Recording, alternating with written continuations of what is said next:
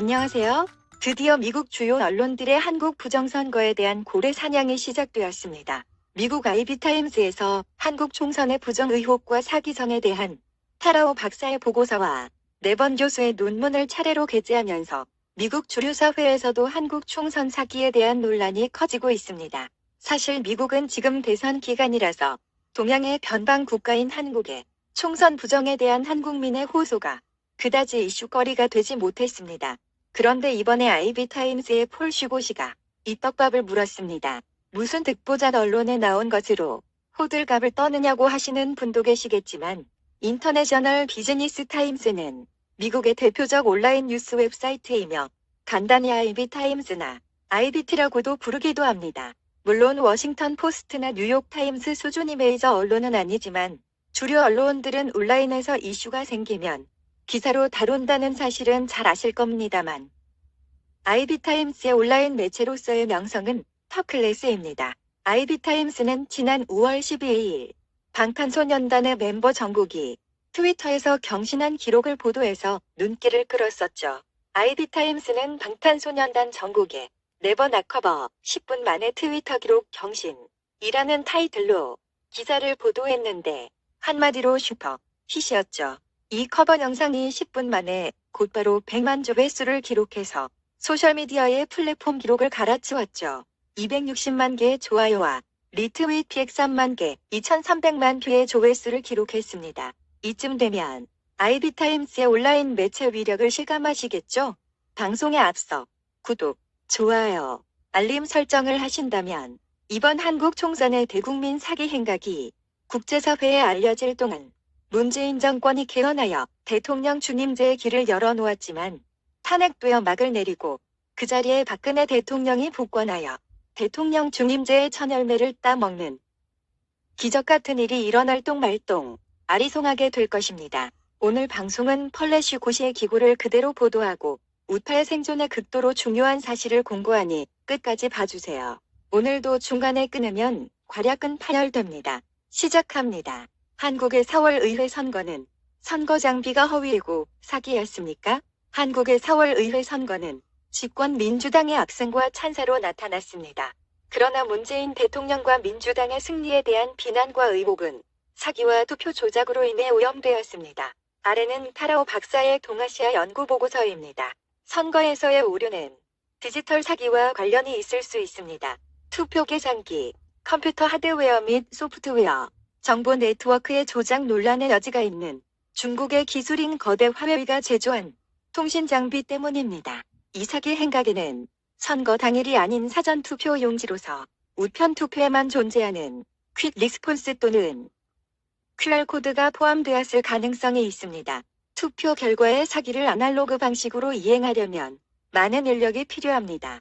아마도 수백 명의 사람들이 필요할 것이라고 동아시아 리서치는 써 있습니다. 그러나 디지털 사기의 경우는 기획자, 소프트웨어 프로그래머 및 몇 명 정도의 사람만 있으면 됩니다. 최근에는 이렇게 적은 수의 사람들이 사기 행각을 숨기는 것이 훨씬 쉬워졌습니다. 동아시아 리서치는 투표용지의 카운터링 기계는 분류와 카운팅에 대한 지침이 필요하다고 말했습니다. 그러나 이러한 지침은 투표용지의 QR코드에서 계산될 수 있습니다. 또는 인터넷을 사용하여 외부 소스에서 투표 카운터를 중앙 서버로 전송할 수도 있습니다. 동아시아 리서치는 어느 쪽이든 유권자의 의도와 다른 결과를 산출할 수 있다고 주장했습니다. 사전 투표 용지의 개표를 위해 한국의 총선에서는 인터넷 및 와이파이가 제공되는 허위 장비와 LTE 플러스 5G를 선택했습니다. 개표를 위한 자체의 보안 네트워크를 구축하는 대신에 광주와 대전의 정보 데이터 센터를 통해 개표 결과를 얻을 수 있었습니다. 한마디로 중국의 컨트롤로 유명한 화웨이 장비를 사용하여 보안이 전혀 갖추어지지 않은 네트워크를 선택한 것입니다. 이 안은 미시간 대학교 정치학과 통계학과 교수 월터 매번 교수의 논문 내용입니다. 이것은 저희 방송에서 이미 보도한 것이지만 요약하겠습니다. 제목은 2020년 국회의원 선거에서의 변칙과 사기입니다. 매번 교수는 선거가 변칙과 사기로 훼손되었다고 강력히 제안했습니다. 부정선거 전문가인 매번 교수는 사기성을 발견하기 위해 2019년 볼리비아 선거와 2019년 콩고 민주공화국과 2017년 케냐 선거에 적용했던 것과 동일한 법의학 통계 모델을 사용했습니다. 4번 교수의 모델은 한국의 총선에서 부정투표가 발생했다는 증거를 제시합니다. 일부 사기 행각으로 인하여 선거의 결과가 전혀 달라졌습니다. 통계 모델은 기권표를 반대파가 훔치는 행위에서 사기가 발생했다는 것입니다. 4번은 이에 관하여 다음과 같이 썼습니다. 시각적으로나 숫자로 사전선거의 사기가 가장 자주 발생하는데 사전선거일에는 28.7%의 사기가 발생했고 선거 당일에는 2.43%의 사기가 각 지역구에서 발생하였습니다. 이상입니다. 그리고 우파가 팔로우 더 파트에 집착하고 매달려야 하는 이유는 중국 공산당이 자유오방국가의 선거에 개입한 확증을 잡는 일이며 중국에 의한 팬데믹, 우한 코로나 확산의 책임을 묻는 것과 함께 현재의 미중전쟁, 즉 미국 주도의 중국 공격에 대한 추가적 명분이 생기는 것입니다. 이 명분을 확보하기 위해 한국 총선에 대한 중공군의 개입 정황이 필요하며 이것은 저익들과의 최후 전쟁, 고지 전투에서 자유우파의 승패를 좌우하는 분수령이 될 것입니다. 만약 이번 총선의 부정이 대형화, 이슈화되고 국제적으로 공론화가 된다면 홍콩처럼 국민봉기가 일어날 것이며 국민 통제를 위하여 공수처까지도 발족시켜 놓은 마당에 현 정권은 중국 공산당이 홍콩에 한 것처럼 시위대를 압박하고 통제하면서 격렬한 내전으로 발전하여 한국민들이 희생당할 가능성이 아주 높습니다.